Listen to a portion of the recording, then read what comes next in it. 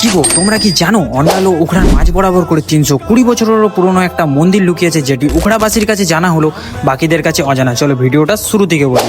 রাধে রাধে সবাইকে, আমি হলাম মনোজ, অন্ডালের একটা ছোট্ট ব্লগার। হ্যাঁ গো, তোমরা ঠিকই শুনেছো, আজ আমরা চলে এলাম সেই উখড়া নীলকণ্ঠ মন্দিরে।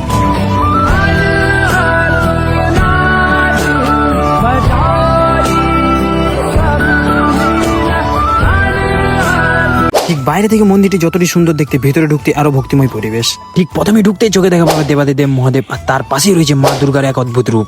তবে এই মন্দিরের আসল আকর্ষণ হলো মহাদেবের বাহন নন্দী মহারাজের, এবং তার সাথে বিরাজমান করেছেন এক পঞ্চমুখী সাপ। सृष्टि के जन्म से भी